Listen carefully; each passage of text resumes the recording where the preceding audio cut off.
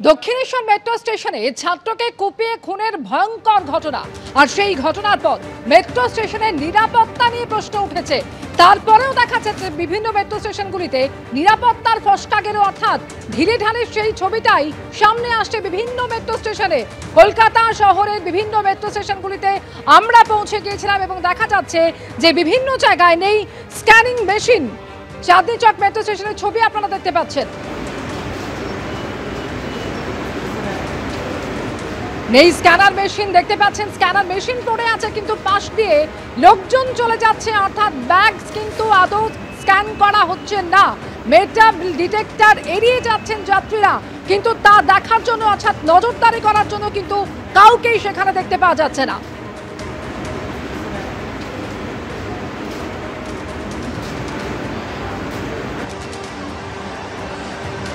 চাঁদনী চক হোক বা Dharmatala metro station, নিরাপত্তার ছবিটা কিন্তু সেই এক, অর্থাৎ উত্তর থেকে দক্ষিণ নিরাপত্তার একেবারে ঢিলে ঢালা ছবি সামনে আসছে।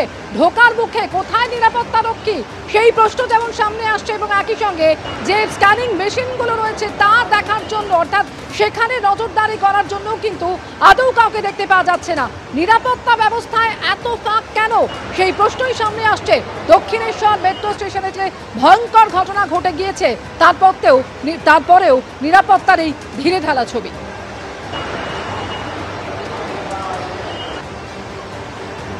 আর এই মুহূর্তে সরাসরি পার্ক স্ট্রিট মেট্রো স্টেশন থেকে আমাদের প্রতিনিধি অরিত্রিক ভট্টাচার্য এই মুহূর্তে রয়েছেন আমাদের সঙ্গে।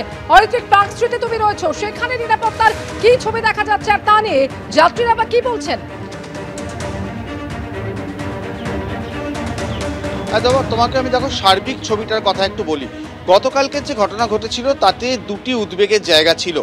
যে আততায়ী ওই মেট্রো করেই বন্ধুর সঙ্গে এসেছিলেন, বন্ধুকে হত্যা করার আগে তিনি শ্যামবাজার থেকে মেট্রো উঠলেন, দক্ষিণেশ্বরে নামলেন, তার ব্যাগে ছিল ছুরি, যেটা কিন্তু ধরা পড়লো না, কারণ কোনো ব্যাগে স্ক্যানিং মেশিন কিন্তু ছিলই না বা ব্যবহার হয়নি। এবং সেই ছবিটা যখন আমরা দেখতে যাচ্ছি, এই হচ্ছে পার্ক স্ট্রিট মেট্রো স্টেশনের 5 নম্বর গেট, আমি তার সামনে দাঁড়িয়ে আছি। নিয়ম অনুযায়ী প্রত্যেকটি মেট্রো গেটে একজন আরপিএফ কর্মী থাকার কথা, কিন্তু এক্ষেত্রে দেখা যাচ্ছে যে একজন আরপিএফ কর্মী ঢুকলেন বটে, কিন্তু গেটে কিন্তু কেউ নেই। এবং অন্যান্য স্টেশনের যে ছবি দেখছি, দমদম স্টেশন কলকাতা মেট্রোর অন্যতম বেশি ফুটফলের স্টেশন, কারণ তুমি বুঝতেই পারছো উত্তর শহরতলির বিভিন্ন জেলা থেকে মানুষজন দমদমে এসে মেট্রো ধরেন। সেখানে আমরা যখন আজকে ছবি করছি তখন যা দেখতে পাচ্ছি, একজন আরপিএফ টিকিট কাউন্টার যখন টিকিট পাঞ্চ করার পর বা টোকেন পাঞ্চ করার পর তিনি যখন ঢুকছেন, সেখানে একজন আরপিএফ বসে আছেন ঠিক, কিন্তু কোনো স্ক্যানিং মেশিন নেই, তিনি শুধু বসেই আছেন। এমনকি মেটাল ডিটেক্টরের মধ্যে দিয়ে লোক যাচ্ছে কি যাচ্ছে না সেটাও দেখা হচ্ছে না। যদি যানও কেউ, তাতে যদি বিপ বিপ আওয়াজ হয়, তাকে যে সতর্ক করা বা একবার চেক করা, সেই বিষয়টাও কিন্তু সেখানে নেই। চাঁদনীটা আবার পুরো উল্টো ছবি, সেখানে স্ক্যানিং মেশিন রয়েছে কিন্তু সেখানে দেখার কেউ নেই।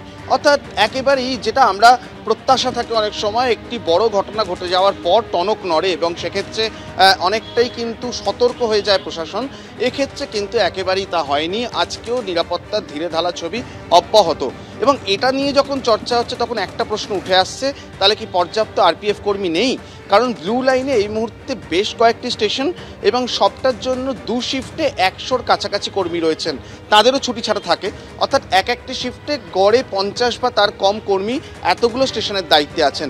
তার ফলে স্ক্যানিং মেশিন দেখা, এন্ট্রিগুলো চেক করা, প্ল্যাটফর্মের নিরাপত্তা, এত কর্মী কোথায়? এবং সেই জায়গা থেকেই কিন্তু কোনো রকমভাবেই নিরাপত্তা বাড়ানো সম্ভব হয়নি বলেই মেট্রো কর্তৃপক্ষ। একদম অরিত্রিক, যে কথা তুমি বলছিলে যে নিরাপত্তার দিকে কিন্তু নজর দেওয়া হয়নি।